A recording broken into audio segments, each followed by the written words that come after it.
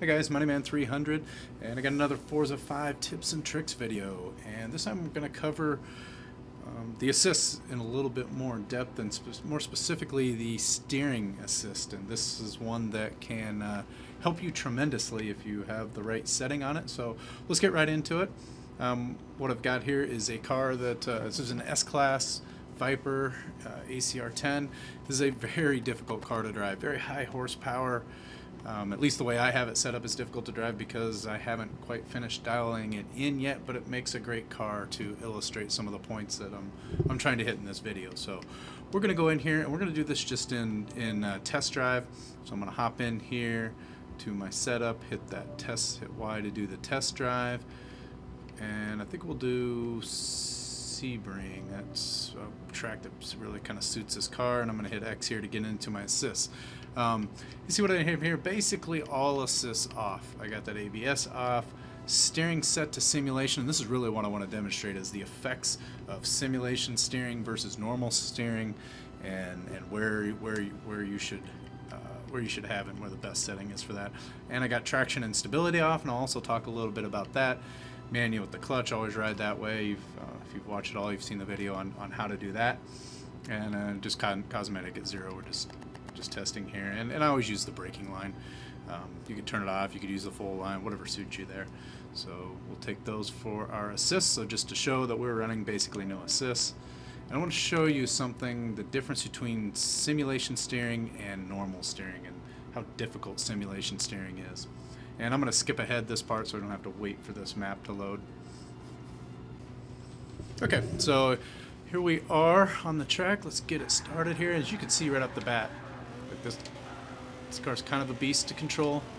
See, still laying down a little rubber in second gear. It's pretty fast and it doesn't steer particularly well. So we'll drive in here through a couple of corners, and I can almost guarantee that we're going to lose it in one of these corners because it doesn't take much with this car.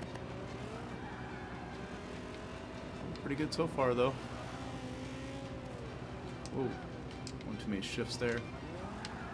Right, oh, there it was. So I really didn't over accelerate too much there. I broke the tires loose a little bit, and when I tried to correct to get back on the track, that's where that simulation steering really kicks in. It just like shot me over to the right. I mean, that was completely unexpected there. Oh, and locked up the brakes there.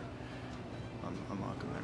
But you see, if you there it is again. So you just lose it all, and the second you try and steer back with simulation steering, you're just done. Downshifted, right? So you can't make a couple good turns, but that's perfect for illustrating the point. And I use, so if you haven't figured it out already, I use normal. And I'm gonna go back and we're gonna quit out of here in a second and show you the difference in effects there. To be really careful not to spin it out again. So yeah, so this is good enough for just demonstrating what that is. What I'm going to do is go back and we will change that assist back. Ooh, see, I just a little snap back there. I kind of laid off a little bit, and I could probably get used to it a little bit if I had to, but it just makes it really hard. So I'm going to quit out of this one, and I'll quit.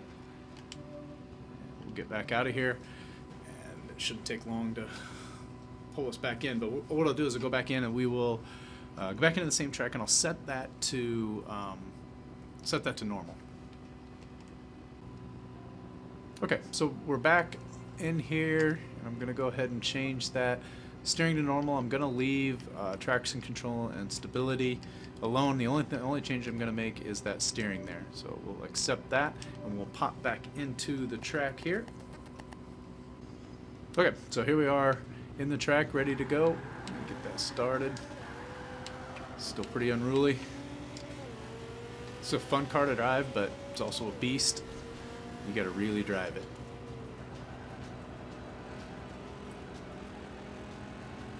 Come in here. Again, we're gonna break it loose in one of these corners. And I'm not trying intentionally to break it loose in here. Oh, there it was right there. Now see what happened there? That was almost exactly the same way that I broke it loose, except that time it didn't completely overcorrect, and like, and there was a little bit there, and it's drivable, right? It doesn't, when I come off my line a little bit, or when I get a little bit of wheel spin and and I go to correct it, it doesn't like throw me off the track immediately. I mean, and it's dramatically different. I know watching the video you obviously can't feel it, but you can go do the same test, take a car that's a little bit tougher to drive. Ooh, see, like that. God, this car is hard to drive. But yeah, it's really dramatic, and it is so much easier to drive on normal steering. And I'll tell you that most all of the top guys out there don't use simulation. I don't use that simulation steering, and I think that, you know, my opinion on this is that simulation steering was really made for the wheel and not a controller. You know, the controller, you move in large movements, and when you move in a large movement, you know, when you sweep that thumbstick across when you're correcting or doing anything like that, it has just, God, this car. I just hammered it coming out of that turn. But yeah, so I believe it's really made for the wheel, and if you're using a controller, you should be using normal. Pretty much all the top guys do, and it will make your car a lot more drivable. So I'm going to end it here, and I want to show one more thing. We're going to also put traction control on, which is something I think you should really leave off most of the time, but you should definitely consider it in cars when you start to get up into A and S class, and you have these higher horsepower cars. You really should consider using traction control and maybe even stability, and especially if you're racing single player and online. If you have traction control and stability on, when you're getting bumped around, you won't go off the track as easily. Now with traction control, maybe you're not quite as fast, but you also don't really need that either.